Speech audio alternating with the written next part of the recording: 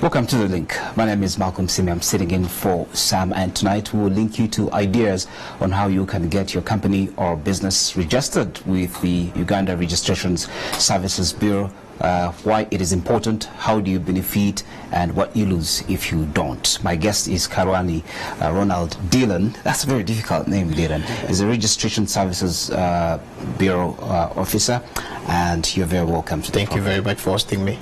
Great. First of all, First tell us what's latest from the URSB. You just closed here, but I'd just like to know what's latest. What's latest is that basically we are modifying our way of doing business and also easing business opportunities for our clients. We have improved on turnaround time, also giving on-spot services is now one of our core objectives as we go forward. Making sure that we have our clients served as efficient as possible, but also given the best services they can experience. Now, Dylan, Ugandans are making a lot of music. Let me start on a lighter note. A lot of music, it's hitting the African charts, you know, all over the place. Producers are getting many. We have so many musicians. And let me ask you a question. What can these kids do? What can these men do to make sure that they benefit from their talent? What can the Registration Services Bureau do for them in as far as copyright is concerned? Some of them don't even understand what copyright is. Well, I'd want to talk more of business, but on a lighter note, copyrights, we are encouraging Ugandans who are creative enough, who are doing their businesses, taking time and putting money into their talent, to come and register their copyrights. And that copyrights basically gives them the protection they deserve or they need for them not to be pirated, because we have got a lot of piracy going on within the fields of music, and that basically gives somebody a very cogent idea how the music can be protected. But on the other note, I want to talk more about business. Yes, exactly. And music is business, boss. It's a very big business. You don't have an idea how much music brings in. Absolutely. And these are people's companies. If I am a singer, I go to a record company, I record a song. Absolutely. I mean, it's my company, it's my business. I'm just like any person who buys stuff and puts it in the shop and starts selling it off. And that is why I started off with that question. So, straight into business, like you said. Yes. What does it take?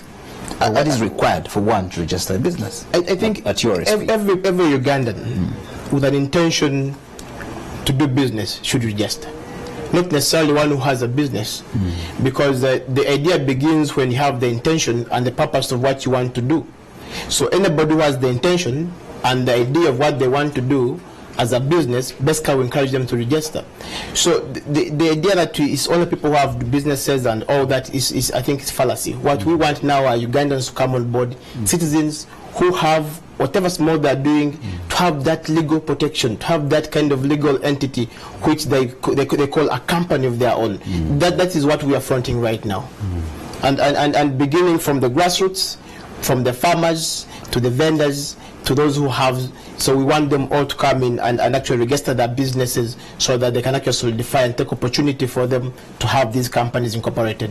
Oh, great. And you know, some of this language, registering business, incorporating your business, sometimes sound alien to the young people who are the majority of people who are getting into these businesses, small and medium enterprises, etc. You find them out here, they've started up small offices, they're doing this and that, but some of this language we use is really alien to them. But what is required in simple terms for one to register with Uganda Registration Services Bureau?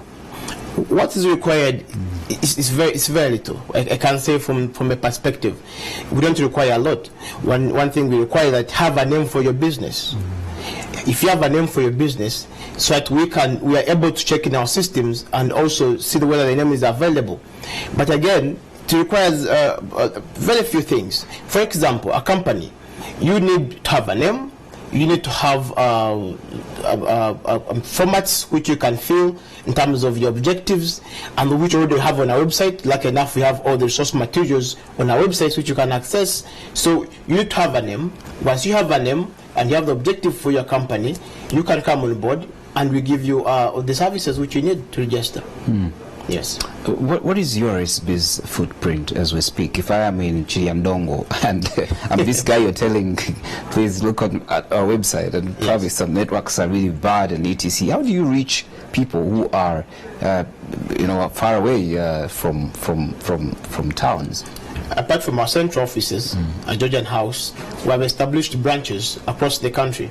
We have, for example, in northern Uganda, we have established branch in Gulu, we have one in Arua, but we have also gone ahead to establish our field officers who are able to register people from the field. And if you go to Lira, for example, if you go to other parts of northern Uganda, you're able to attain our services without very much going into our offices. So we have put people in the field to be able to help us front our objectives, but also front our services which we're offering, and that is mainly business registration at that. Take us. I need to give us a little ride a bit into who can register and who cannot. You tried to touch it as we at the beginning, but tell me who can register and who can't register. I think every Ugandan can register a business, and even foreigners, the law has got has prescribed the necessary requirements which foreigners can actually attain for them to register. For example, if you're Kenyan, you have a company in Kenya, you want to register with us in Uganda, all we require from you is come with those copies of that company which you have in Kenya, duly certified, and then we're able to register. In fact, the foreigners don't have to go through a hassle of actually name reservations and all that. The companies are registered as they come. So we, after paying a prescribed fee, of course, then we're able to register those companies. But every Ugandan has an opportunity to register the company. And that's why we're calling people from as far as they are, whether from Kiriandonga, as you say, whether from Fort Portal, whether from Kasese.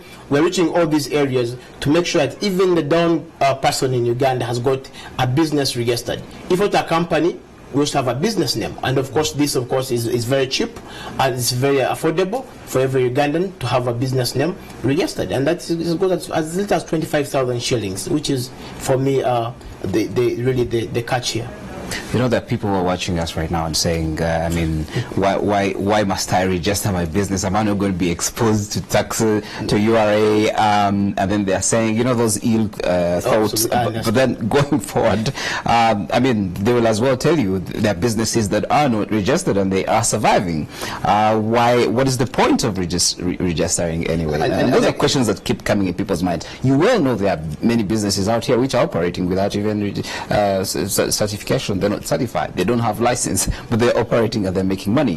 What would be your counsel to businesses like this? And again here, this is why we come in, and we come in with a very big note here, because if you're operating a business and it's not registered, then the legality of that business existing is not there.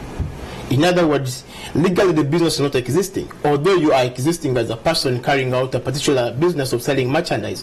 So where we're encouraging people to register is that the opportunities in being registered. Number one, you have got a legal status of your business.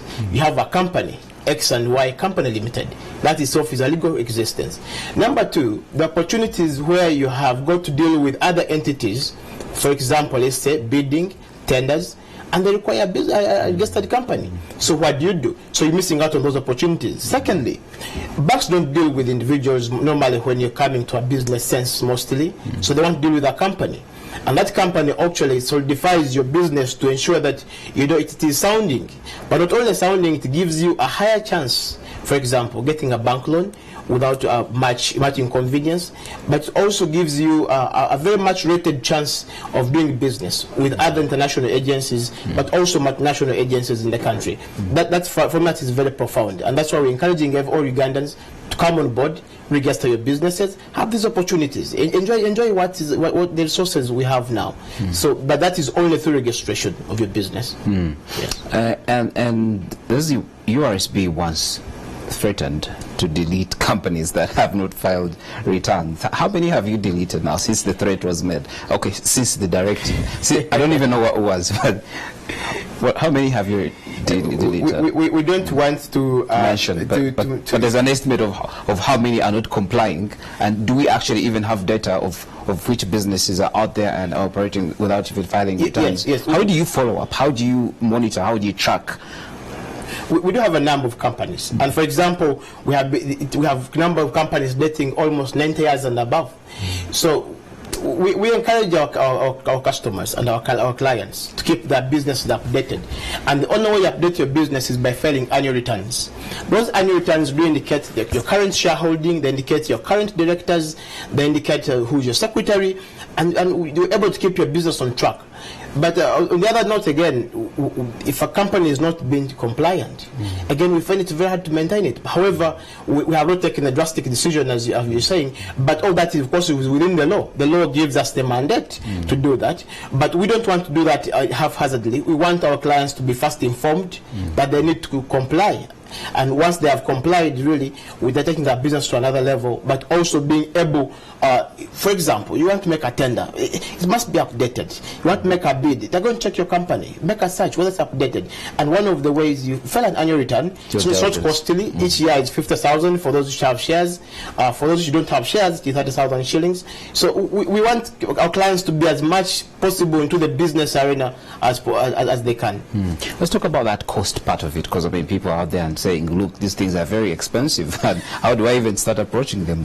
We are they are there watching right now saying no. So what is this cost?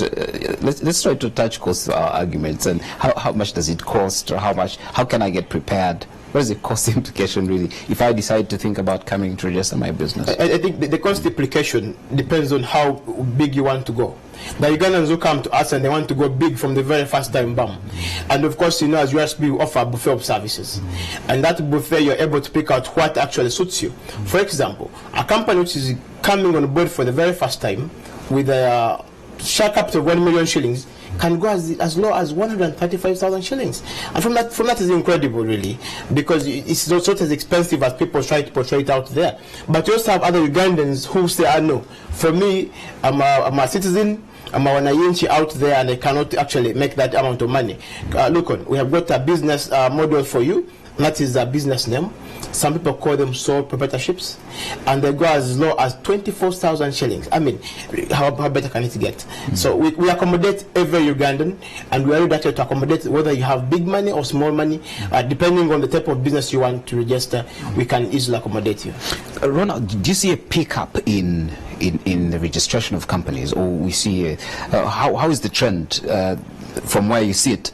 We really need to know, maybe in the last 5 years, or maybe the last 3 years, of this year alone. What is the trend? What is the progress? Are people coming in to register businesses? Which would then mean that Ugandans are actually interested in doing business and interested in doing smart business. Absolutely. Ugandans have really been enlightened about businesses. And USB, the team leader of USB really has been at the forefront of this. And we have made a lot of awareness within the public, and we continue to do so. And the numbers are swelling day by day. For example, we were actually able to register businesses per day, almost 200 and above. So that gives you the kind of picture where we're heading and where we're from. So Ugandans are aware that they need to register their businesses, and more awareness is being put into it. We have got actually partnerships with other government agencies which are coming on board to make sure that actually all people are registered in those areas. And for us, that gives us a very big picture, and much hopeful that Uganda in the next future, next 1 or 2 years, we shall be able to bring a lot of people on board. Did you say 200? On a daily basis. And here I'm talking about only the center. And you know what is strange? Is the rate at which businesses are being registered is also the same rate at which businesses are collapsing.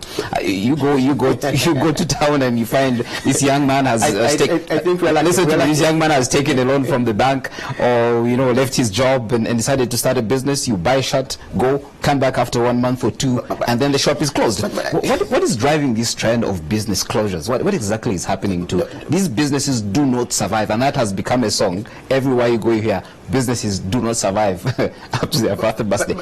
From where you sit, what is driving this? What is wrong? I think for me, Ugandans are now aware. The way to go now is business. Really, there's no other way. The way to go is business, and if you must, whether they survive or not. So it's a way to go now, and we're having a very big bunch of Ugandans now citizens going into agriculture, and are registering actually their products and their agriculture entities. But it's survival for the fittest really in the business arena. But we're still having a very big increase and influx of people registering companies. For us, that's a good sign of growth, as much as it is. But you care to know whether these businesses survive or not? We're actually supposed to be closing. We're running out of time, but it seems to me you don't. We do care about our clients. We do care about our clients. Do you keep track? We know whether they're surviving or they're closing. We have a database of our clients, and shall continue to follow them. Karwani Ronald Dillon, thank you very much for visiting. Thank you for having me. You're welcome. My greetings to all the team at URSB who are currently watching right now. That's The Link.